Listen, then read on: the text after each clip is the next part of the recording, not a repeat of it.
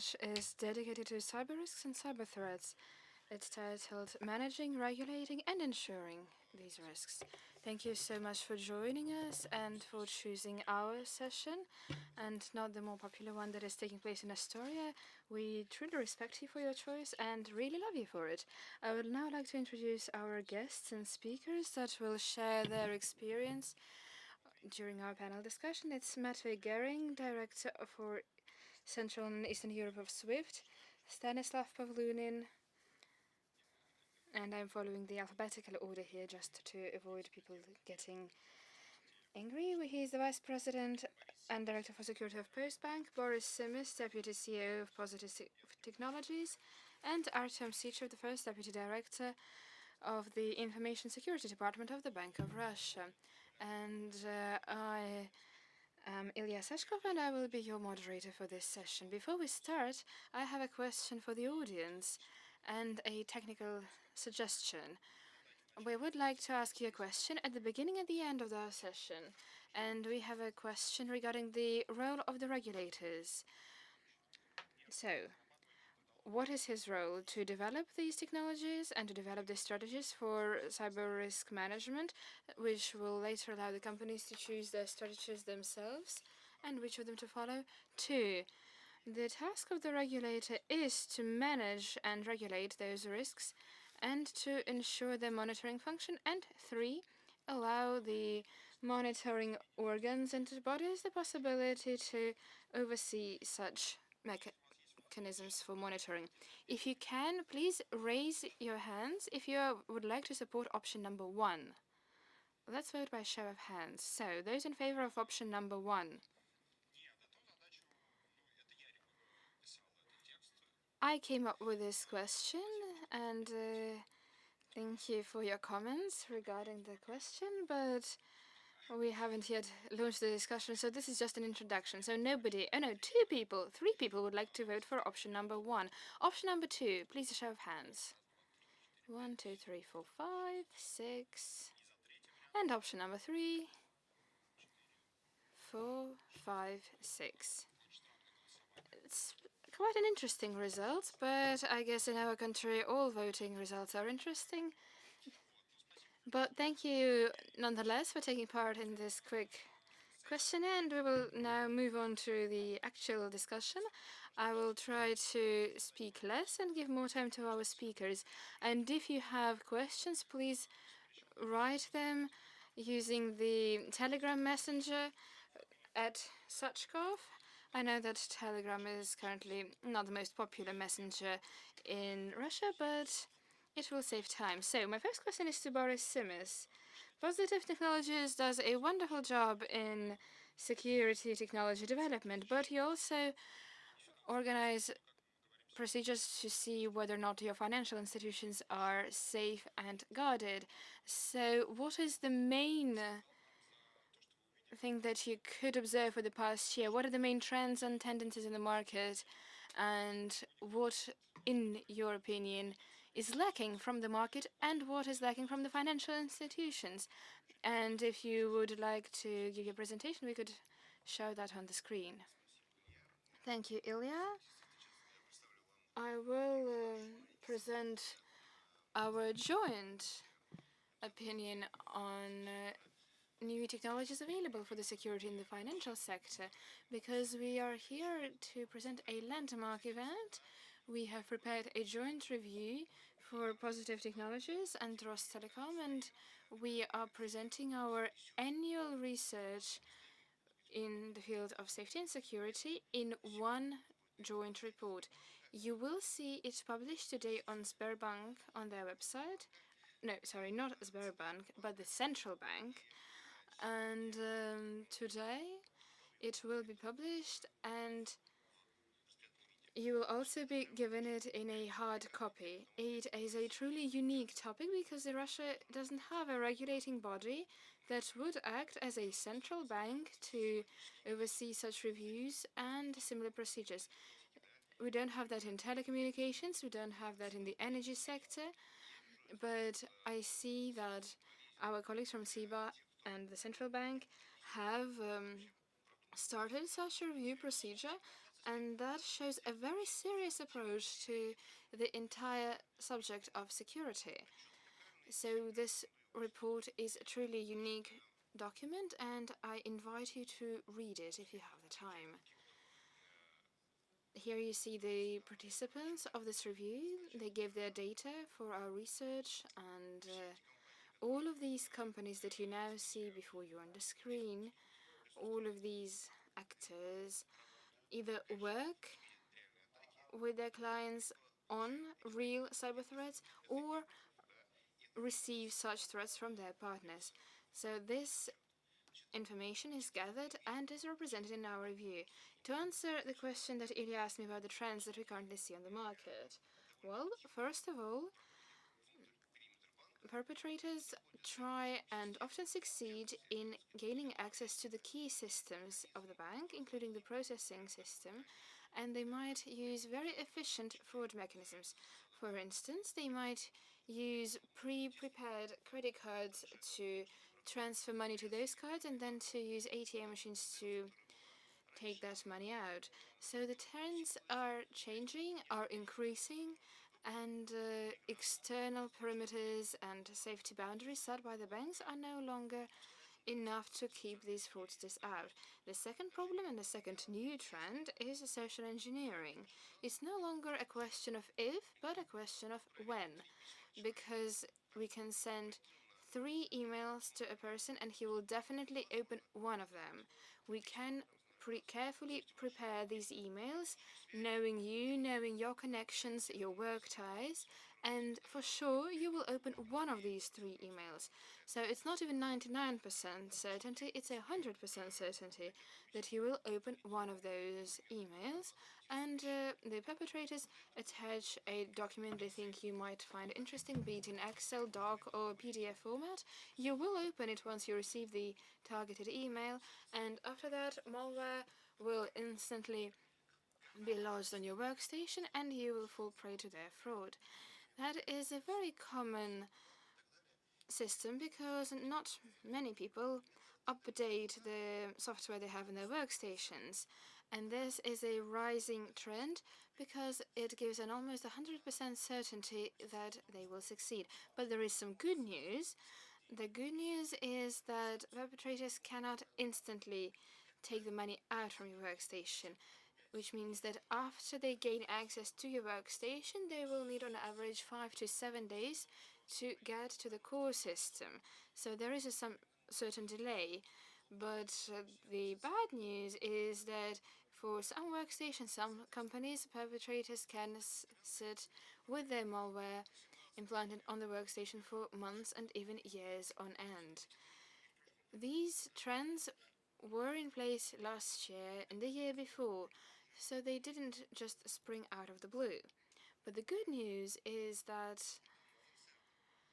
FinCERT has prepared its own data review, and we see that there are quite a few attacks, and it is hard to compare them to statistics we have for the previous years because the automated data collection system from all banks to central bank has only started working this year. So we cannot easily compare that to previous data. But we see, on the whole, that even though the number of attacks has increased, quite obviously, the total volume of money losses has decreased. And that is why I quite honestly believe that FinCERT has had a major role to play in that, because, as I've explained, perpetrators attack one bank, then they attack other banks, and then they work with them. But if one bank manages to locate some attributes of that attack, he will be able to share this information and to ensure that other banks can prevent attacks on them. And that is the entire purpose of the work done by FinCERT. And that is why they deserve all our support, which is why we truly need cooperation in our field. A bank cannot stand alone, and it is important to help your neighbors when they are being attacked. So this story is a bilateral one.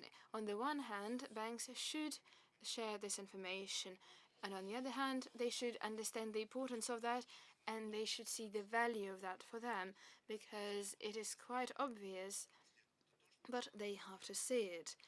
So a major improvement is that banks have started to accumulate this data and to use it to prevent those attacks.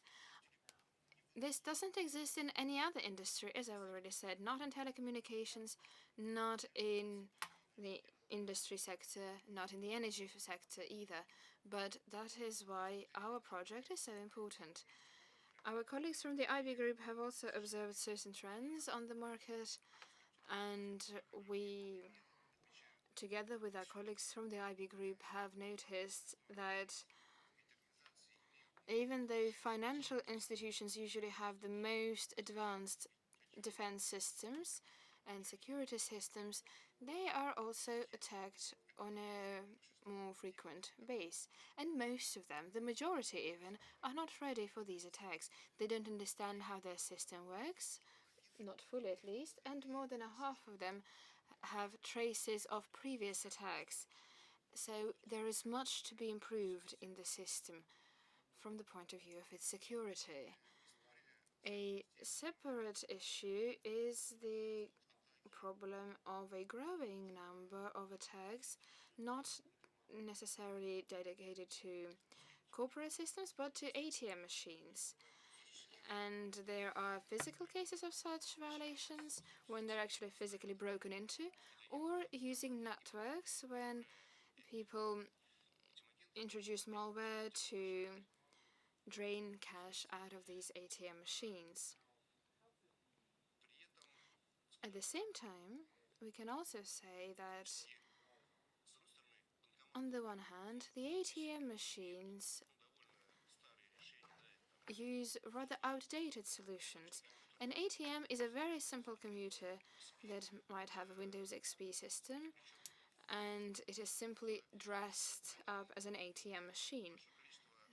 So that is why a large number of security measures were based on the assumption that it is an isolated machine, but that is not the case, not in reality. Another trend is that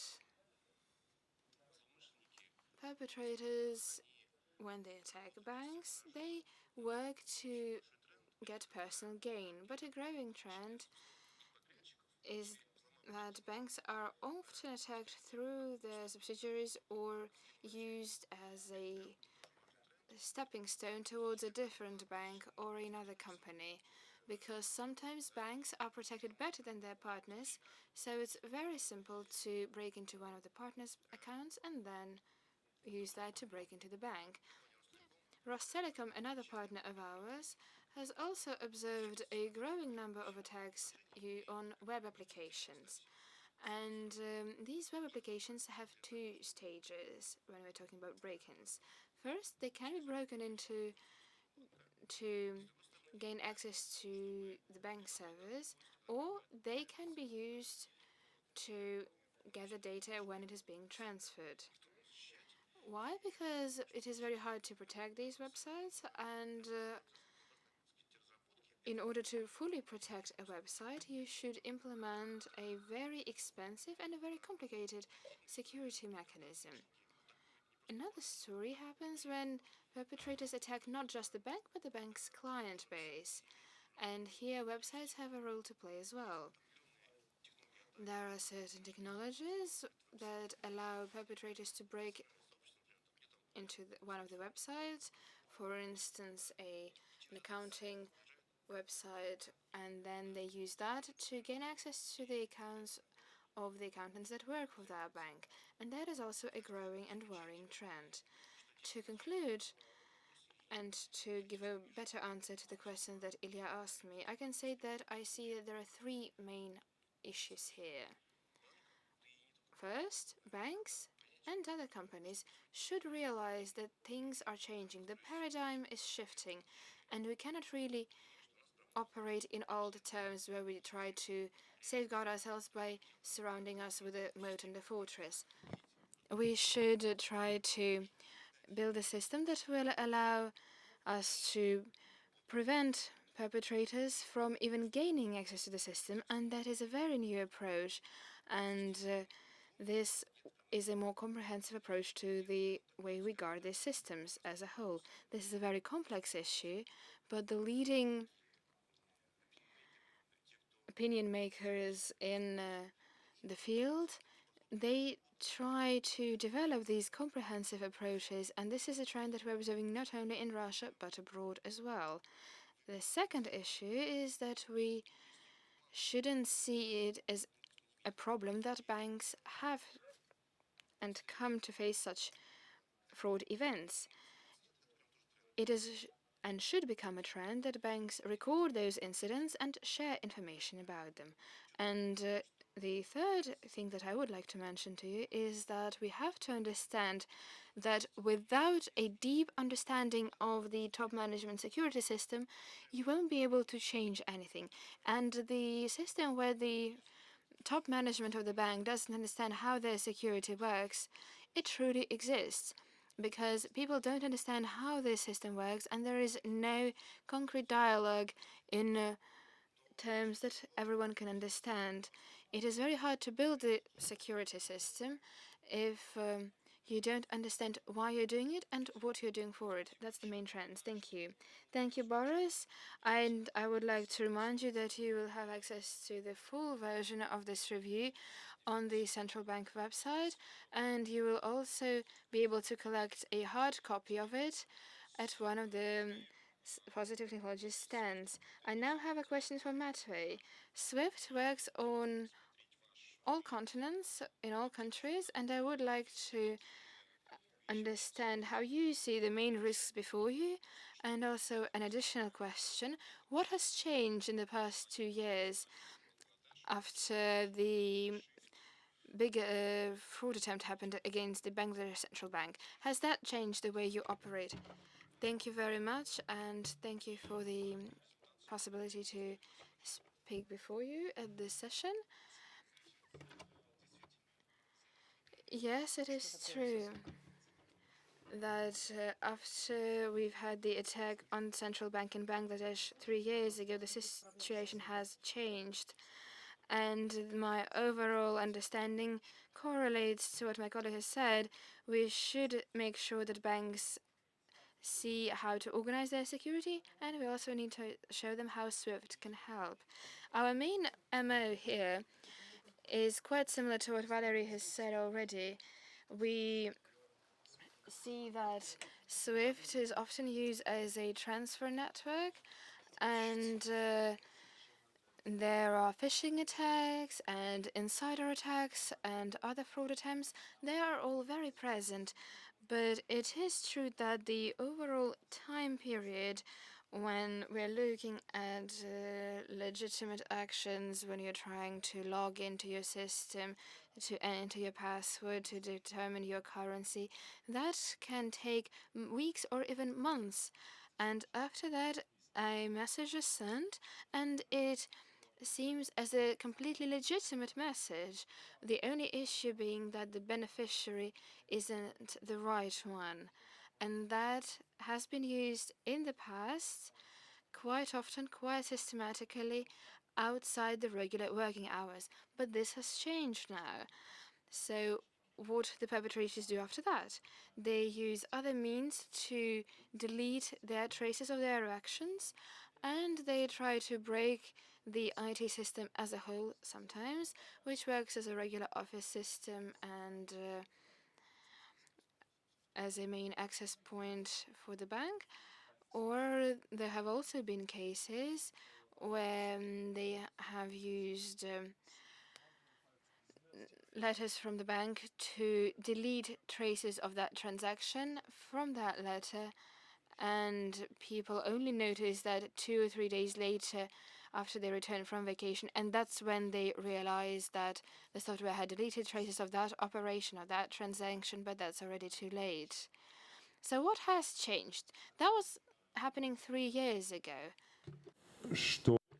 We can see that statistically, in which banks and in which particular countries the financial institutes are under attack. These are mostly countries where the there is a high level of corruption. And we can also see that the time period within which the perpetrators stay within the bank system increases. This report will be available to the participants, and so I'm not going to focus too much on these details. So over the past year, we have been able to see that payments are not always appear at the end of the day, but sometimes in the middle of the day. And that these are the documents, the payment documents for specialists as a rule. And classically, they go through the chain, not directly to the beneficiary bank, but through the correspondence chain, which makes it easier for us to get them. Another change. Well, 3 years ago, I must say, these were practically always transactions in dollars. Nowadays, they are in euro and in other currencies. Dollar is still number one, but it's not a monopolist any longer. That's a different topic for discussion today. Now, then, what other changes do we have? The amount of the payments has gone down. Well, in the past, it could be up to 10 million, but these days, these amounts are much lower. But the perpetrators stay for longer time within the system. Still, it is possible to get them. If we look what has been happening over the past 2 years, how much money has been transferred by the bank to a certain account to a certain country. So statistically, we can see that, and we can also see that at the level of a separate individual transaction. Beneficiaries, the banks, where the banks quit the financial system. In 5 out of 6 cases are in the Asian and Pacific region. And so, what happened over these 3 years in Bangladesh? In the report, you will find quite a lot of information about that. And, well, of course, I will be able to go back to that because we work in a close contact with the banking community and with the cyber specialists in Russia. So we share all this information with them. So, what can we do? No, customer security program is well known to the banks. It is a three-partite system. First of all, you need to protect yourself. SWIFT has a set of rules, 27 mandatory elements, security elements, and out of these, 16 were introduced last year. Then this year, their number is larger. Next year, there will be another set of those introduced. Starting with the next year, banks will have to carry out the self-certification. They will have to present that on the SWIFT.com site to make sure that we know how many elements of security they comply with. A couple of years ago, the bankers say we filled in the table, but nothing else has been done, or had been done rather. This was in 2018. In 2018, they had to follow the instructions or be open about not complying. And so, as I said, more and more elements, security elements, are being added. These are the minimum, the basic level of cyber hygiene within the banks. Now, and what does SWIFT do? With the regulators of the countries where the banks are located, according to BIC, we provide them the information about the banks that have not been able to upload the certification. Then, well, we just give them information about the banks that are in Midway and the banks that absolutely comply. We work in Russia and we provide information. Are there banks that have not filled in? They are probably the most courageous, but there are not many of them. Yes, there were some, yes, and we work with our counterparts, with the regulator. We tell them what particular bank does not comply, and then the work was continued. Anyway, the status changed. And after that, do they still exist as banks? Yes, no, they comply now. They comply. Yes, they now follow all the requirements. Yes, absolutely. Yes, but there were some, and there are some, but as for specific cases, that's up to the central bank. No. the database SWIFT.com contains information on all these banks and the elements of security they comply with. This is accessible to the regulators and counter agents.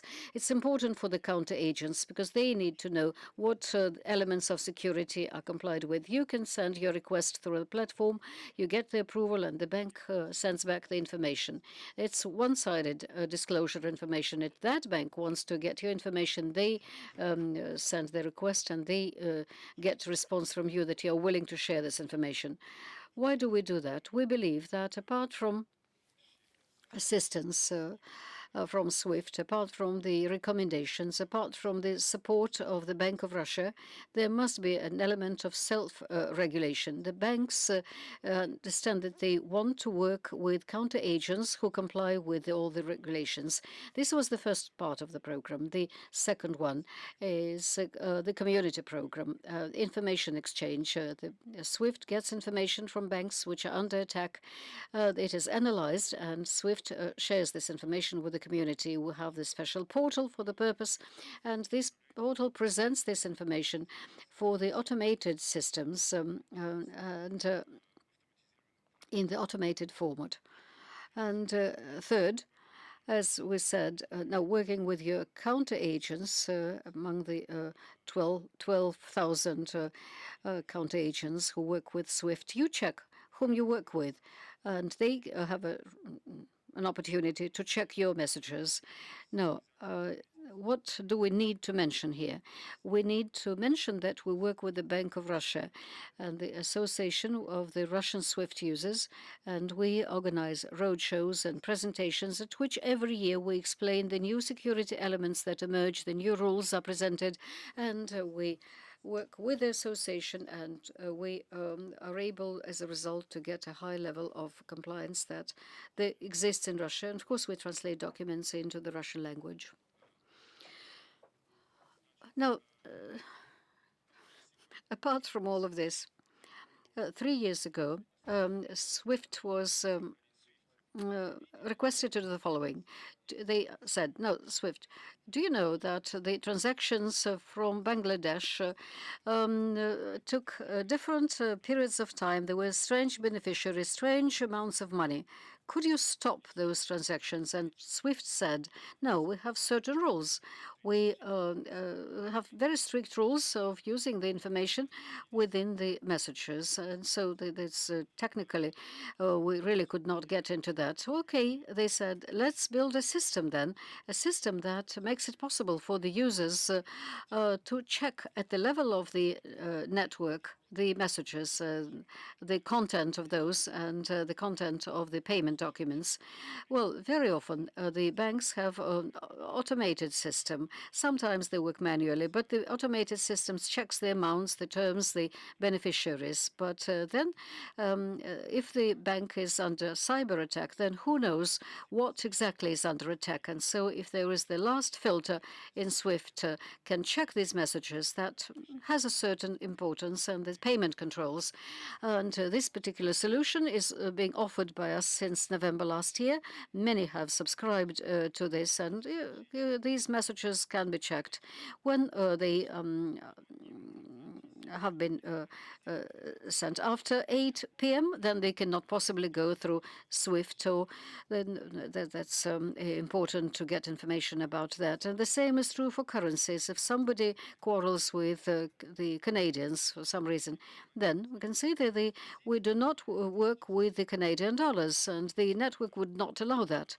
And the same is true with New Zealand and Canada. There is an independence from the currencies. We can say the maximum within one message within a certain period of time. We cannot go beyond that particular amount sending to this or that particular country at the level of BIC.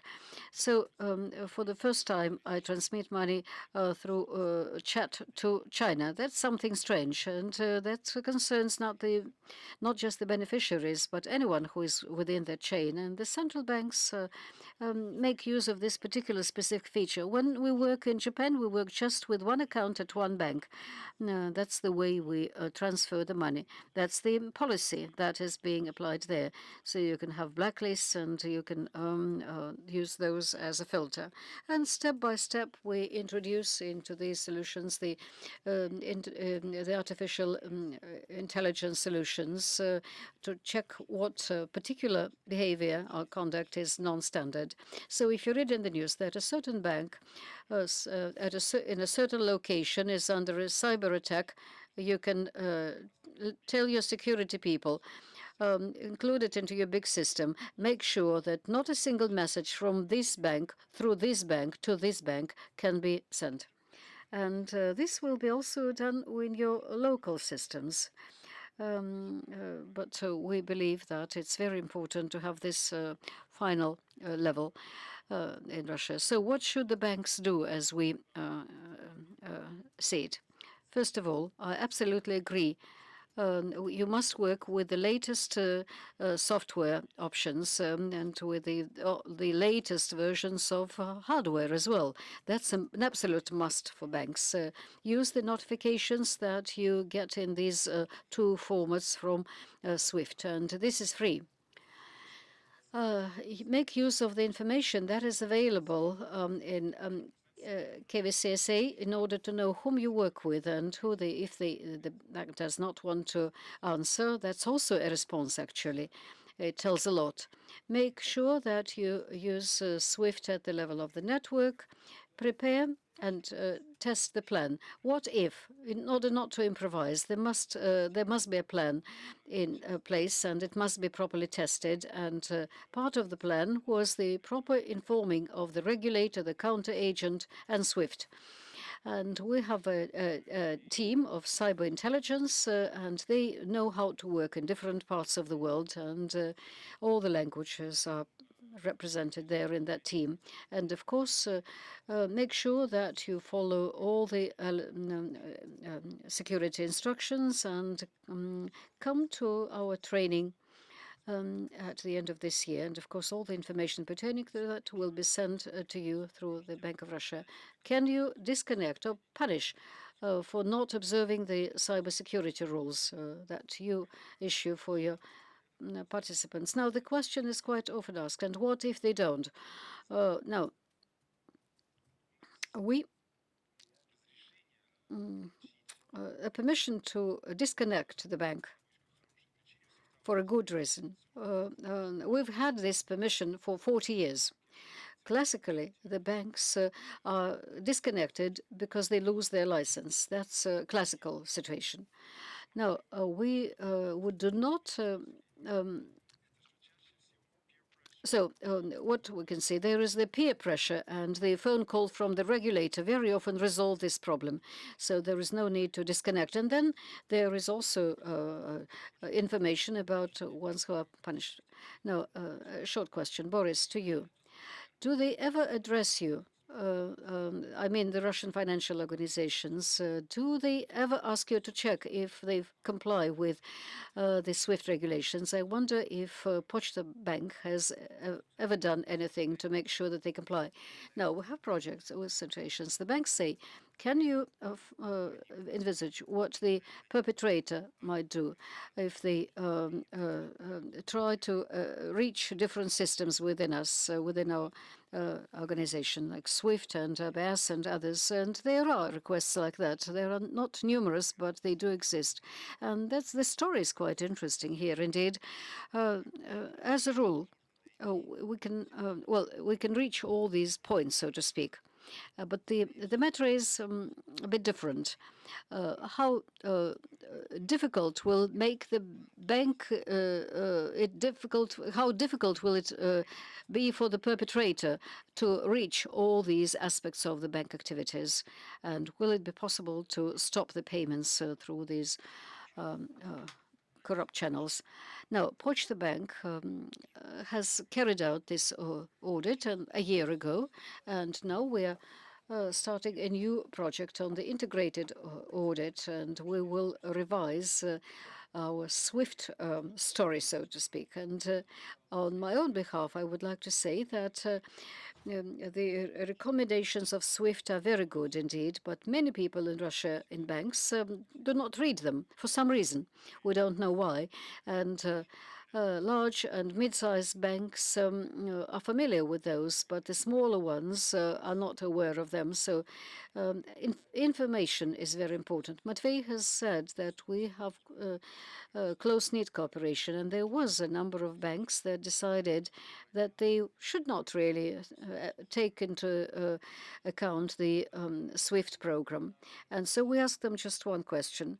After that question, for some reason, they immediately started studying what SWIFT suggests.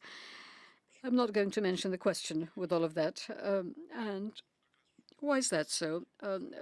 2 days ago, we discussed this issue. The Russian Federation is one of the advanced countries in this sense. I mean, information security in the financial sphere in Russia are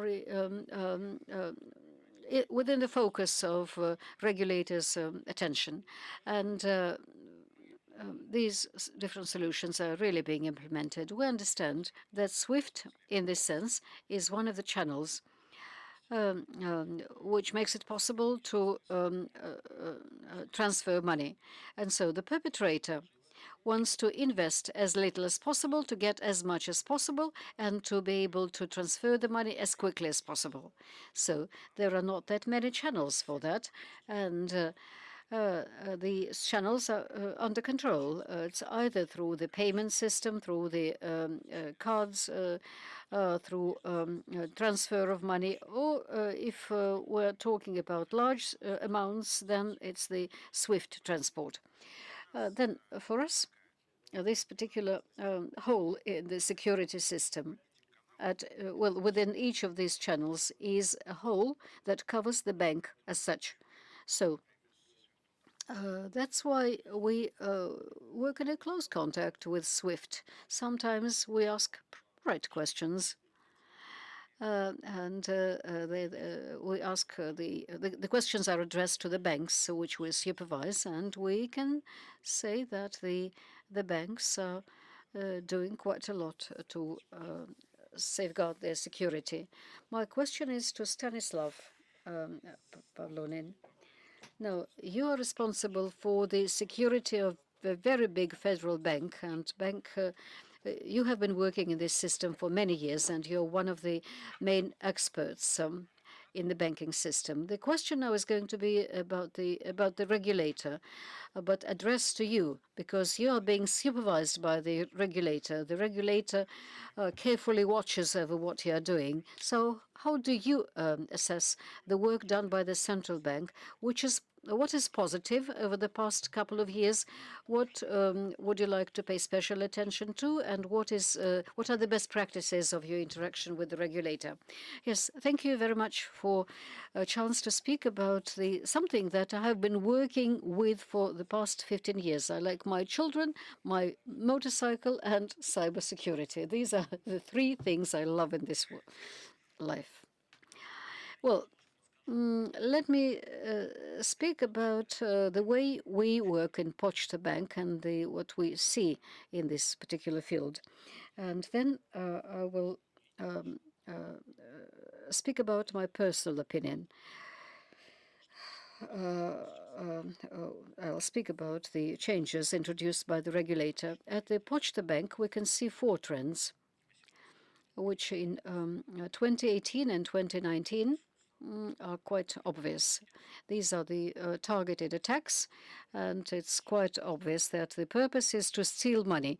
There are not that many of them these days. If you remember 2014 and 2015, once a quarter at least in media, we could find information. 100 million rubles stolen from this or that bank. But this does not happen nowadays that often. And of course, the central bank has played its role in that. And it's also due to the banks that are very much concerned with cybersecurity. They have acquired the necessary systems. They recruited the needed people. And so the trend is at the downflow. But there are still attacks on the online banking. The purpose is quite understandable, to steal money. And the final two trends, I will describe them separately. So they seem to be quite important. The third trend, that's the information leaks. Every single day, we read, we hear nowadays that personal data is being stolen from here or there, that personal data is being found in a rubbish bin or at the landfill. Hotel network recently informed that the data on 500,000 clients have been stolen. All this is being accumulated. This information does not disappear. All this is being accumulated at the closed fora, and this is a springing board for the attacks on the clients, for the social engineering. And we're all using social media, no matter whether you want it or not. Even if you say, I'm not present in Facebook, all right, you're not there, but you're probably somewhere else. And a lot can be learned about us from the social media. There's a lot of information in the open internet, but if we take the dark net, then a lot of information can be bought there about any person, and the client attacks are widely spread. People are still too trustful, and they will have a client in a bank, an older person, and 6 times we have been helping him to save the 100,000 rubles that he has on the deposit. So he gets phone calls. So every single time he discloses the codes and the passwords, monitoring calls him, and he is absolutely mixed up. He is blocked. He comes to the office, physically tries to withdraw money. So this client is monitored by me. As soon as there is any operation associated with him, I get notification about him. And this is an extra example, of course, but people do trust others. And I had calls several times. I represent the security system in a major bank, and well, they called me. Just imagine. So it's a very serious trend, and the central bank and other banks are trying to counter attack them. And I think altogether we can change the trend. As for the banking sector, I'm not going to speak about this in any detail because there is a very good report. Of course, I'm going to download it and we will scrutinize it with the colleagues. In order to withstand all these threats and the new trends, the bank needs to have a lot of systems. Now, if we're serious about cybersecurity, time and money are needed for that, and talented people who are committed to that, who like this particular work. Not every single bank can do that for different reasons, but at Pochta Bank, we are trying to counteract social engineering, and we're successful about that. We have an anti-fraud system, which within several months saved about 120 million rubles of our clients. Back to Ilya's question, what can I do about the central bank initiatives? As someone who used to work in the central bank back in the day in its security office, I am very happy with all the changes that's taking place there right now and the new initiatives that the central bank is trying to implement these days. The central bank has become a center to bring together new ideas, new initiatives. They study these ideas and initiatives, and they work to implement them on the market of information security. And they've just passed the 673rd new regulation. It was published at the end of April, and it is a very good and very solid manual that I have on my desk and I consult almost daily, because at least there are organizations that should be protected, the measures that you could use to protect them, and today the situation is very different from what it was even 10 years ago. We already have a database, we have the necessary algorithms in place, and you only have to act. There is a possibility to introduce the ANCAR-BM system, which we introduced only a couple of weeks ago. There is a new standard on information security. It is the standard 585.80, and it is a brand new standard that was published and entered into force just 6 months ago. There is a misconception that information security costs a lot of money and that only very wealthy and well-off companies can afford that. But that is not the case. The new manual explains that even if you don't have the necessary budget, you can simply outsource that. And we at Poczta Bank are very happy to outsource some things. It is cheaper and it is more efficient because there are wonderful companies on the market that can do this job for you and do it much better. It will also be much better and much more cost efficient than hiring experts to do it just on a project basis. And I still think that the best story to come out of this whole thing is the FinCert example. FinCert and their staff truly deserve our commendation because it is a wonderful idea, and the reports that we got from them on a daily basis allow us to use them almost instantaneously for our own research and to make the necessary tweaks and tweaks in our system to ensure that it works better. It is true that the initiatives introduced by the central bank are easy to implement for large companies and big financial institutions. If we are trying to focus on smaller companies and enterprises, the situation becomes a bit more tricky because it is difficult to see if the companies have the budget. But that's what I can tell you, and thank you. We will go back to that later. I now have a question for you, Artyom. When we met at the Ural Forum, we spoke a lot on risk management and information security and the role that regulators can play in this field. But there was maybe not enough clear answers, but already some useful information on what central banks and other regulators can do for information security. So I would like to ask you on how you see this situation. Thank you. I will try to answer that. And first, I would like to give a brief comment to what our colleagues from Poczta Bank said. They've been so happy to comment us, not because we're currently overseeing a check on them, but it's completely unrelated. Still, it is always good to hear such warm words and such a recognition of our work. Now, moving on to the trends and what we've been seeing in the market right now.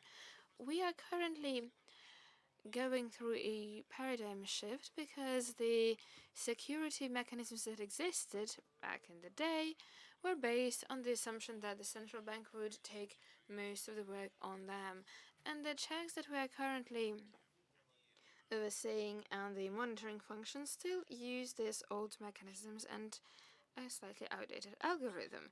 We understand full well that the portrait, the image of a bank from the point of view of information security can never be complete unless we take into account a much larger number of underlying factors. We cannot simply focus on the technological side of the matter. It is becoming increasingly important for us to do the profiling part more diligently. That is what we presented at the Ural Forum, and we are currently involved in a very complex procedure to develop a more detailed profiling system. We already have a basic understanding of what the system will do and what it will be like, but we now try to make the necessary algorithms to achieve the necessary results. We will take into consideration all information that we get through our review procedures and compliance reports, but we are more interested not in the overall number of fraud attacks and other cyber threats, but on the bank-specific factors. For instance, if we see that a particular bank has lost 10 rubles but lost 15 rubles the other month and then lost 20 rubles the third month, we see that there is a trend here. We see that something's rotten there, that something's off, and that's when we realize that we should look into the situation. if we see a different trend when the total volume of money stolen and lost to fraud is being decreased, we understand that probably the bank has found a way to figure out what is wrong and is working to fix the problem. So here we need to understand that it's not just the mechanical side that is important, but it is the overall understanding from the side of the bank on why they should get involved in these processes and which sides and which issues are more pertinent to their work. We don't really care whether or not you have this antivirus or other programs to protect your software against this dangerous malware. We are interested in seeing what is your attitude to it and whether or not it is helping you to find those attacks. So what we're doing now is trying to see how capable the banks are at identifying these threats and these risks. And we're also interested in looking into the overall media landscape. It is a very good indicator of what is happening in the bank because, yes, there are some targeted attacks that target either specific banks or specific causes because of competition, because of partnerships gone sour, but these are the attacks that can be prevented quite easily, and that can be done just by looking at the disruption channels. But if we stop there and look at the bigger picture, we will see that our clients are usually very well aware of which banks they mean when they talk about the overall safety situation, and that helps us show how they understand the overall security. And it is always interesting to see how the media reacts to these boundaries set up by banks and by the population. And that leads us to the third indicator. That's the indicator of the quality of corporate governance when it comes to information security violations. And if we look at the picture as a whole, we will see a rather full and comprehensive picture of what risks we have to deal with and how to manage them. So, going back to our first question, we understand, at least for us, that there is a close link between managing those cyber risks that are closely linked to ethical questions, to corporate governance and appetite, to fraud, and then there are basic requirements that we as regulators should set out. Why do we need those risk profiles? Well, that's quite easy to explain, and there is nothing to hide here. It's the simple reason that we would like to build our regulating procedures not on written norms and standards, but on ways they can be implemented. We're not just writing those requirements for them to be tabled somewhere and not implemented. They have to bring practical results. And we have several levels for different financial institutions.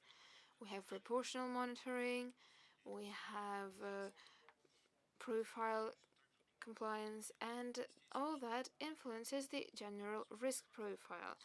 Obviously, different risks require different regulating mechanisms. It doesn't mean that we're trying to look at the situation in less detail, quite the contrary. As a regulator, we would like to focus on what can be done to ensure that every company has a better and more comprehensive approach to mitigating their risks. It is a difficult job. It won't be easy for us as a regulator because we're talking here about a complete paradigm shift in the mindset, and it will be quite difficult for the crediting organizations to grasp because, as we've said already, most banks have been used to a different system. They were used to simply and blindly following the instructions from the regulator, and they're not used to thinking for themselves and taking initiative. So it will mean that the corporate governance will have to change. They will have to introduce new KPI both for information security and for their IT systems, and they will have to treat the results of such monitoring missions, both for IT and for information security, in a different way. So that won't be an easy task. I have a question. Your colleague Vasily Pozdrashov recently said that the central bank is planning to organize stress tests. That is correct. Is that true? And if that is true, how are you planning to carry them out? What will they resemble and how will you do that? That is absolutely true. Yes, indeed. We are trying to go along that path and organize stress tests. Just a brief reminder, we currently have a responsibility for crediting and non-crediting financial institutions to carry out external auditing, to analyze their safety mechanisms, and to carry out tests for breakthrough and violations. So these stress tests, as cyber training and other formats as well, will be developed in the very near future. I think we'll develop our methodology by the end of the year and we'll be able to start in earnest next year. It's not an easy task because we don't have that many banks and that many financial institutions that have experience of working with such instruments and tools, but as we've seen from experience, this is a tool that will be able to give us more food for thought in the future and give us a necessary step forward for other work. Of course, I just had an idea. It is true that it's difficult to make sure that your documents are there and are there for real, not just a smokescreen. So the same goes for standards. There are really good and solid standards in place, but it is only natural that the central bank wishes to see how the banks implement them. So that's just an idea I had. It might be a crazy idea, but you do know that in the darknet you can buy personal data of almost anyone. You can go on the darknet and decide to buy the digitalization of your clients. You can try to carry out some transactions, and then the bank will see that there is a problem. So, how about that for a stress test? Yes, but then we have a problem with the law because you can only do those crash tests if you have special dispensation from the police, but they're often reluctant to do that. Yes, but we do have a possibility to carry out those crash tests. We could use some elements of the existing procedures, but the main problem here is that, as you know, today, Matvey has just said that the way you implement the measures is very important. First, you have to carry out an evaluation, then you have to realize the necessary measures, and then you have to make sure that you actually do implement all the necessary steps. The problem with information leaks is a major one, and it's not one that leads to much discussion. We all talk about social engineering, that is a very grave problem, but it is fueled by two things. First, the basic economic consideration of easy money, and second, the possibility to gain quite quickly access to large volumes of data and to target particular people and individuals. This second part is closely linked to information leaks, and for the past 4 years, we have worked with a standard on counter-attacking information leaks, and Boris worked with us on this standard. It was a very hard task. We were not the ones to actually put it into writing. We're the ones to just generate their idea and to say that there was a need for such a standard to be developed for our enterprises, and it was the companies that then took upon themselves the task of actually drafting the standard. But we made sure to bring several of them on board to ensure that they followed the main idea and not their own personal goals. There was a big discussion, and as a result, we now do have a standard, and it's actually a working document. And we got this solid and good product, and we also have had wonderful reviews come in from the companies that use these standards. So I think we should do the same thing that Swift and the Council and use our methodological base to take this step by step. And that's what needs to be supplemented with the control elements on our side, from our side rather. And there must be feedback from banks. Well, of course, banks would like to reduce the leaks, and that's it concerns their clients, of course, and their client base. But the problem is not just the problem of banks, and what leaks from banks is just a drop in the sea. And FinCERT shows that there are leaks in the retail system. We can see how the perpetrators use the data they could easily obtain from the public entities. So it's a problem that needs to be tackled at the level of the state. And we're not the only ones who are very much concerned with that. The Ministry for the Interior understands quite well that that's exactly what really provides extra feed for the perpetrators. And we just started discussing the security at the level of the Council of the Federation. I suppose that we should go with this particular problem to a high level. And there's one other idea for the central bank. The banks are in the center of technological cooperation with other industries. A bank might use messages for the clients, and the bank relies very much on telecom, but the telecom can be under attack. And by the existing legislation, it doesn't matter at all, because telecom does not have any responsibility for that.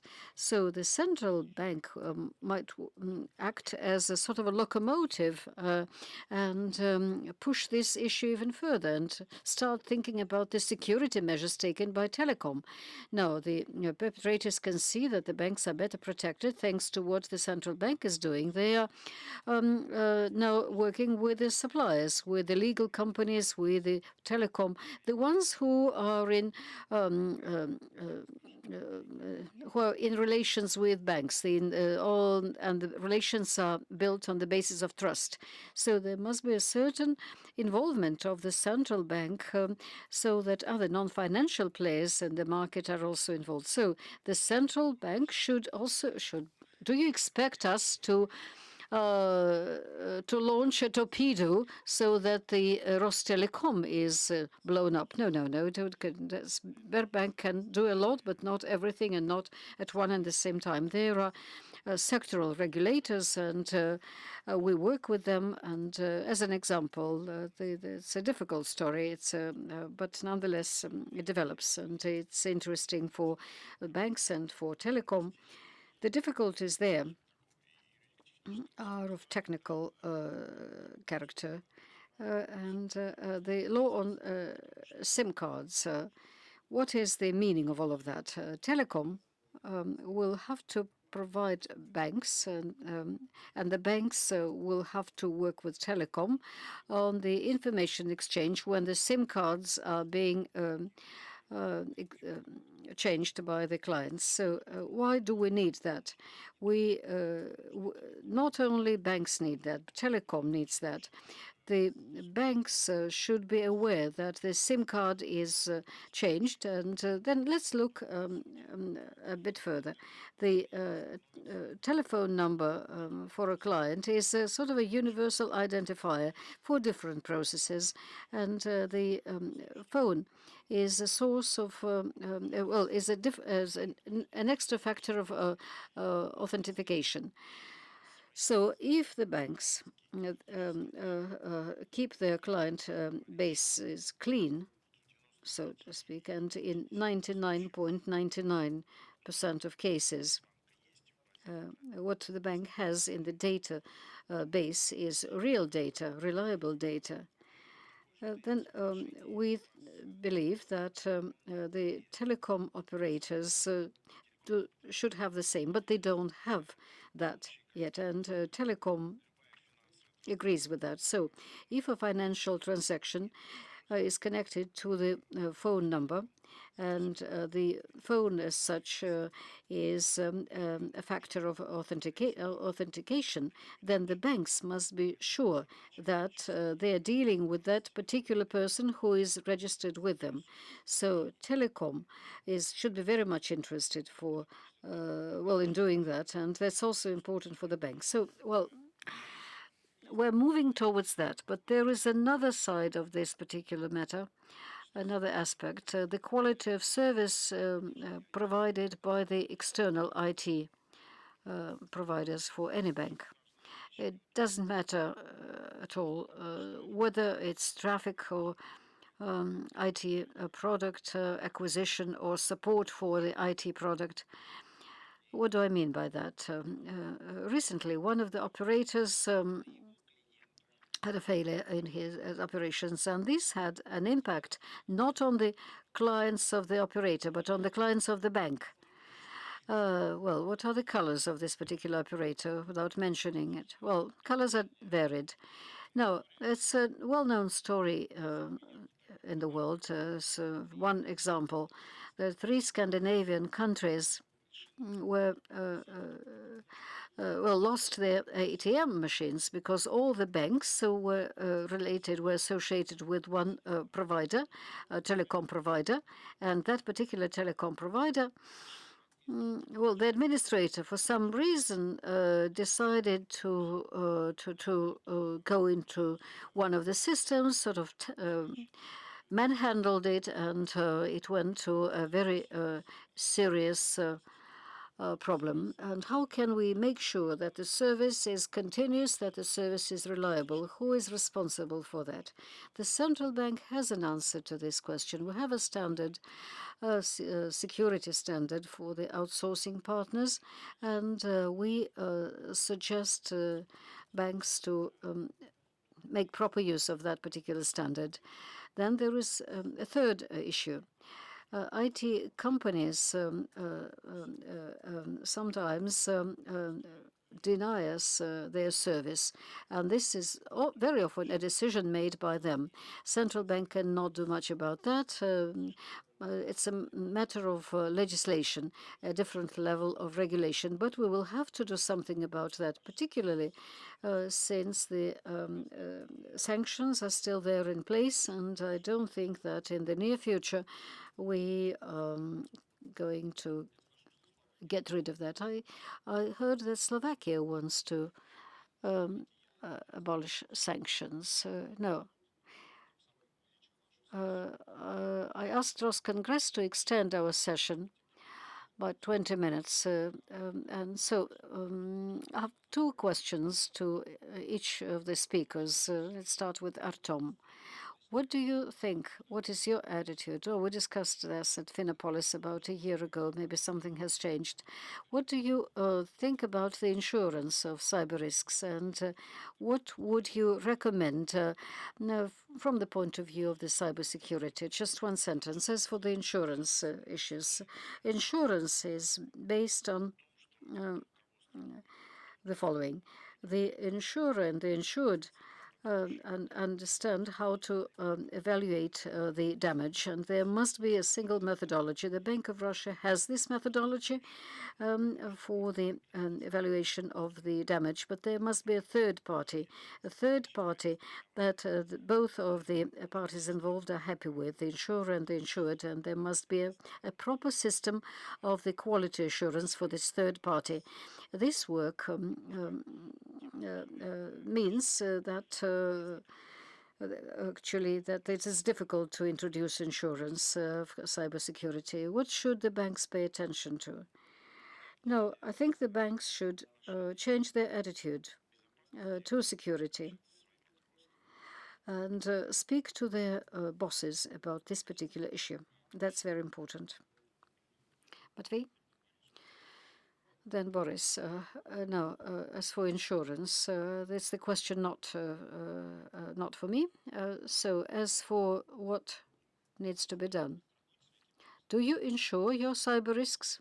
Yes, we as any other organization, we have insurance, and no, we're not a bank, so we can hardly give any advice to banks. No, it's not the right question for us. So as for the approaches, I heard at a conference on compliance, well, on sanctions, where I spoke, that compliance is such a thing that, well, it's no need to be the best in the class. One needs to be at the basic level. You're not competing. You're just complying with the requirements. And since the requirements to all the banks are very similar, so that's exactly what the community is responsible for. That's our approach within SWIFT. And as for CSP, as for FinCERT, these are all things that are uniting banks on a non-commercial basis, work together, make use of the information provided by different organizations. So you can find on our site and on the site of the Bank of Russia. So there is a lot of experience, and let's work together. Thank you. Boris? Yes, for the community.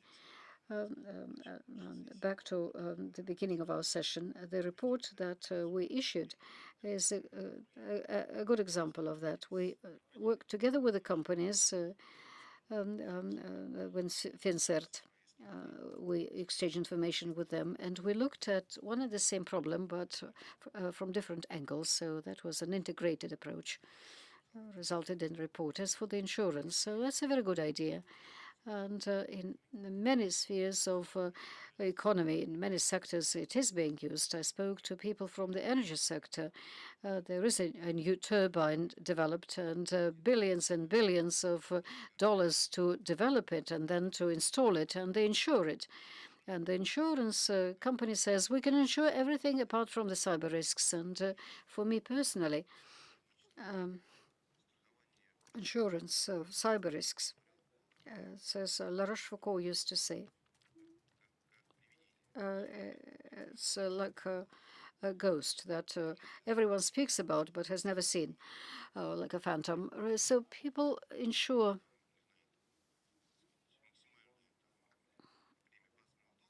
$20 million a premium, and about 10% of annual payment, and that's sort of a barring many from that. And there are good examples, as it was said. I just expect this to grow and to develop because it's logical. But on the other hand, we understand why it is so difficult. We, as an industry, cannot provide the insurers with a certain algorithm as soon as we turn cyber security from magic into something real, we'll be able to talk about this. As for the banks, when you're trying to run away from the tiger, you don't have to run faster than a tiger. You need to be running faster than the man running next to you.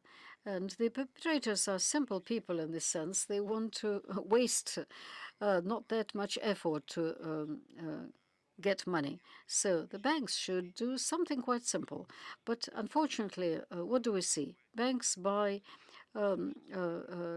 sort of sandboxes for the revealment of targeted attacks, forgetting about the workstations and forgetting about the viruses. And I would recommend the banks to do very simple hygienic things, clean out the perimeter, the external perimeter, well, have the necessary upgrading and updating. And I'm quite sure that until the top management understands how important security is and decides to introduce it, it's not going to happen. So and there must be a very close contact with them in order to work on these issues.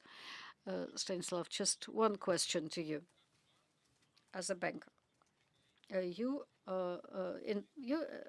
recruit young specialists in cybersecurity sector. There are not that many of them, and you have to compete with the green banks that overheat the upper level of wages. Now, the colors do not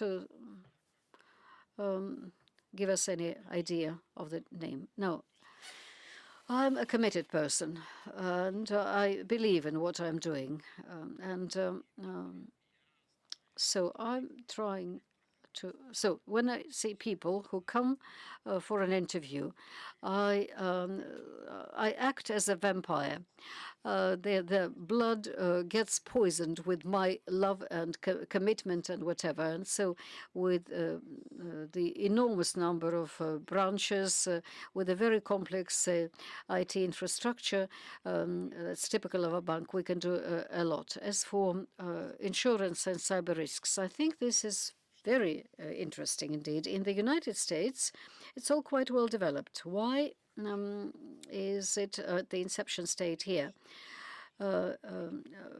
Because I think there is no methodology that would explain to us how we can ensure cyber security. You can have different models of security. It can be a fortress. You can have a basic system, then acquire extra elements, and you can have it open or closed, like an airport and whatever. But finally, when you come across the security and insurance issues, then you really have to explain to the insurers what your system is like. You must be able to speak the same language with them. The Pochta Bank has quite a lot of ATMs. We have about 4,500 ATM machines, and we work with one of the insurers, the insurance of the ATM sector. And it seems to work, but there is no methodology. And that makes it very difficult. And what's your advice? The main one. Do not be afraid to tell the truth.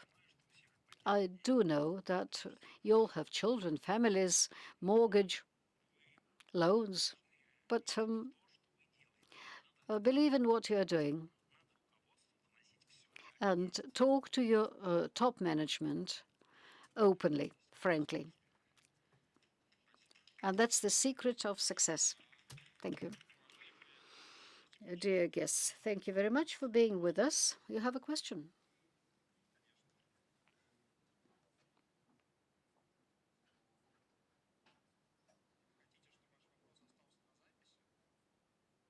All right. Use the microphone, please. Well, no. So there are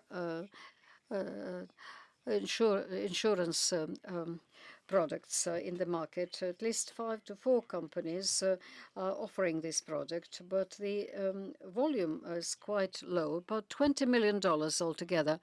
And then we can say there are interested companies who send in their quotes, and